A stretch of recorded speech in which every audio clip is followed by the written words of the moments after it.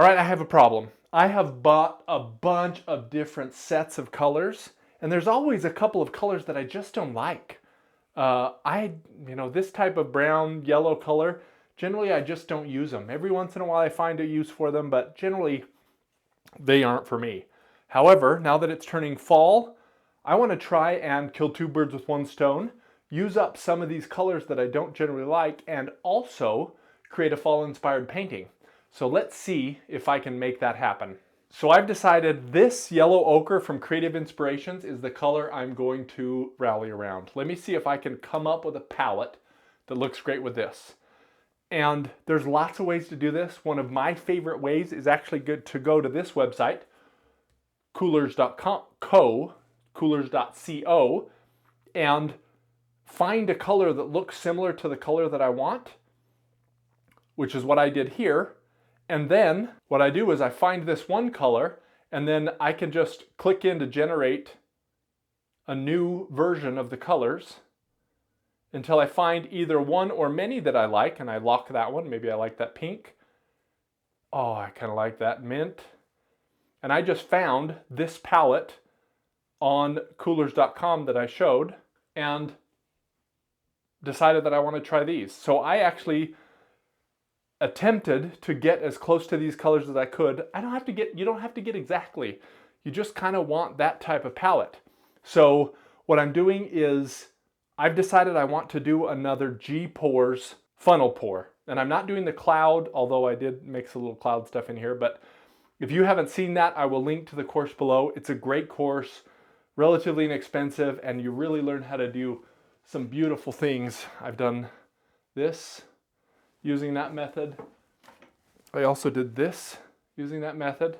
So I have really enjoyed that. So even if you don't take the course, go to G-Pores Instagram and his other socials. He teaches a ton of stuff there. The mix that I'm doing is 3 parts Flood Floetrol to 1 part paint. So the consistency that we're looking for here is, it's a pretty thin consistency. So let me show you here. I'm putting it down here. The trail is lasting 2 or 3 seconds and then going away, kind of a medium thin consistency.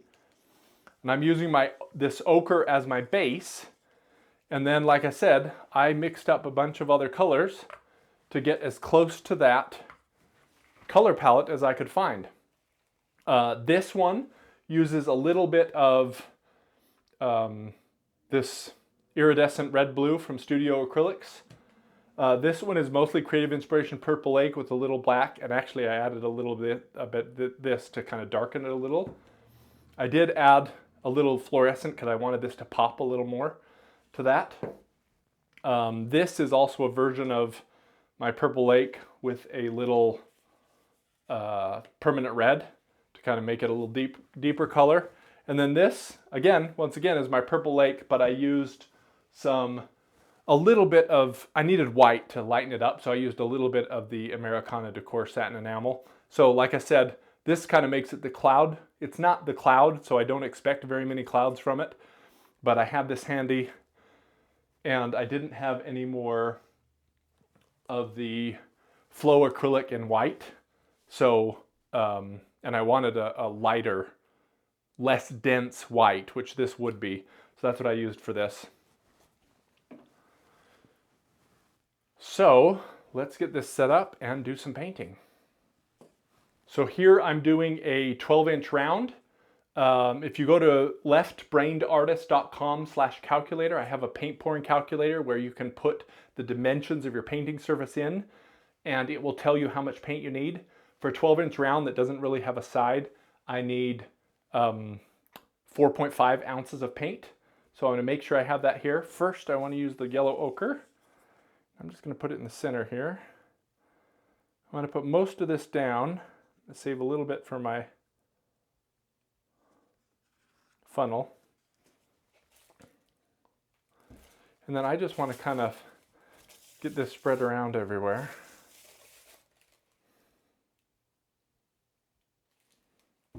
Just so I have something to kind of push against as I do this.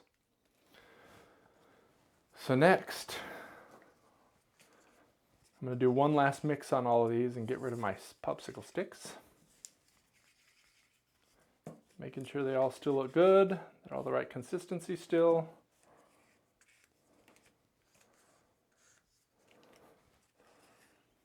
I take the popsicle sticks out because every once in a while I hit them and I spill stuff. So I want to make sure that that doesn't happen.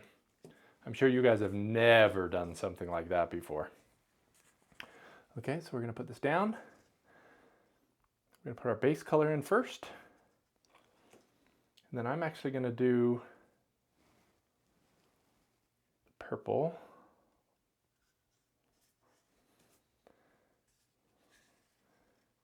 Red, purple. Then I'm going to, from high, do some of this. Also from high, do a bunch of this. So this is probably more paint that I need, but I really didn't think this through. I'm going to have to do it left-handed, so hopefully it looks good. So let's do this.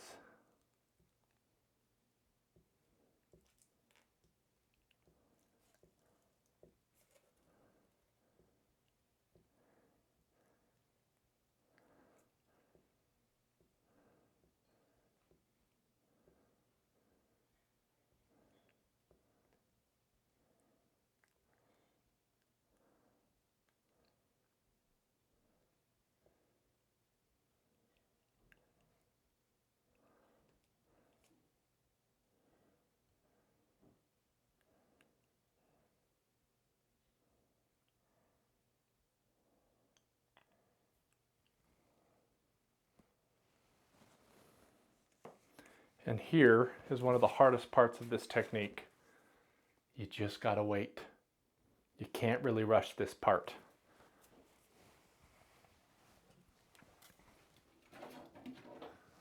I am gonna give it a little bit of help with my heat gun.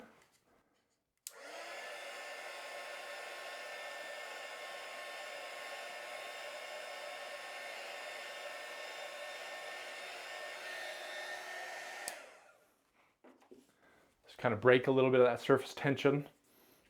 Again, with paint pouring cells, generally what we're doing is we're trying to get the less dense paint to jump up through the more dense paint,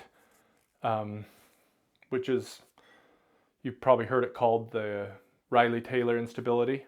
Essentially what's happening is when paint or liquids of two different densities meet, the lighter paint's going to generally rise up through the thicker paint depending on movement or various other things that can happen to force that interaction to come into play. And I do have a little bit of extra paint, so I'm going to put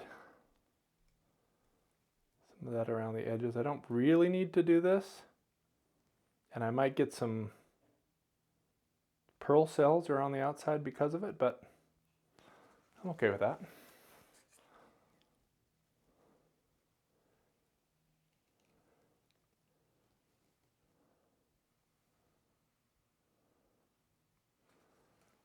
I did make up a little bit too much. I try to make up too much paint instead of too little. You never want to have to try and make paint while you have paint that's drying on your painting surface. That's never fun.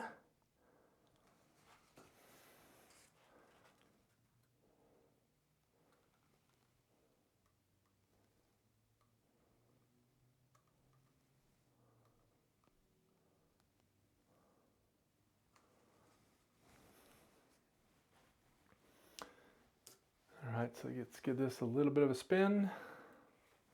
Don't need much now. I just want to kind of get it start moving so I can kind of see where the weight of the paint is here.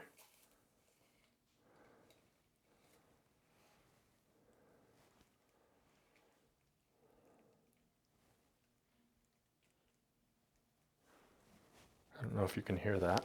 Let me move my microphone a little bit.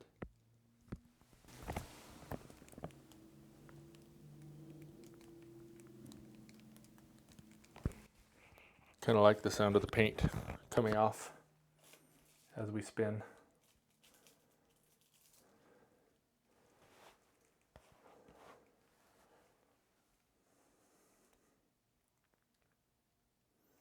Now I'm glad a lot of the ochre is not showing through. I didn't really want it to be the highlight of this painting. But I'm also glad that I still have some kind of accents of that color in here.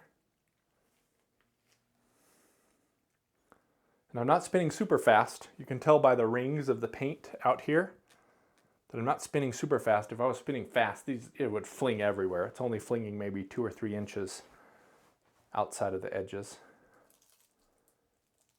I think I'll do one more. Kind of get the excess that we don't need off.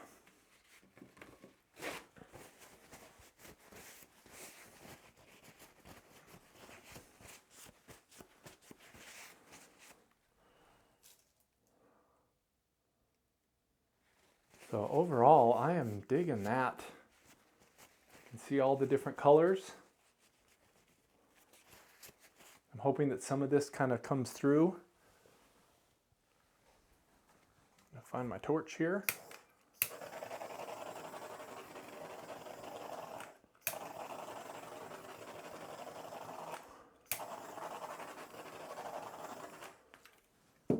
All right, so let me give this a few minutes to develop and I will come back. So I love how this turned out. I like that I didn't get a ton of the yellow ochre, but I still do have traces of it all around. I believe I used way more satin enamel than I thought because these are really looking more like cloud cells.